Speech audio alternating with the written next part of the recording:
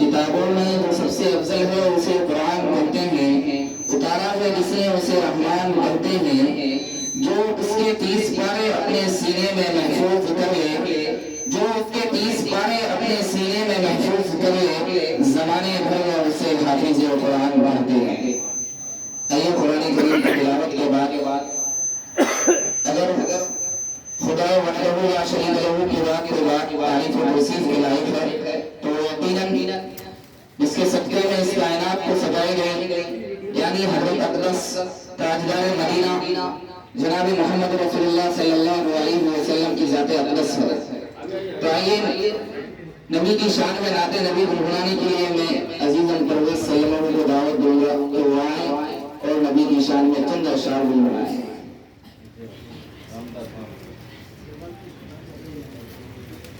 ورحمۃ اللہ وبرکاتہ۔ قلم اٹھاؤں تو مصرع نبی نبی بولے، قلم اٹھاؤں تو مصرع نبی نبی بولے، قلم اٹھاؤں تو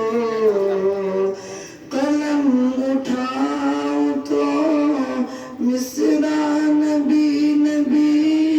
بولے، قلم اٹھاؤں تو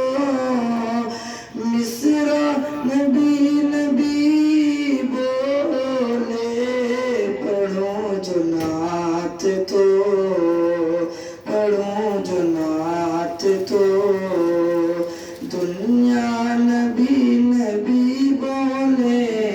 قلم اٹھاؤں تو مصرع نبی نبی بولے، پڑھوں جو نعت تو دنیا نبی نبی بولے، پڑھوں جو نعت تو اور دعا حضور جو پنجر زمیں پہ فرما دے، دعا حضور جو پنجر زمیں پہ فرما دے، دعا حضور جو دعا حضور جو پنجر زمیں پہ فرما دے، دعا حضور جو پنجر زمیں پہ فرما دے، زمیں کو چیر کے زمیں کو چیر کے پودا نبی نبی بولے، زمیں کو چیر کے پودا نبی نبی بولے، قسم خدا کی وہ جس سمت سے گزر جائے،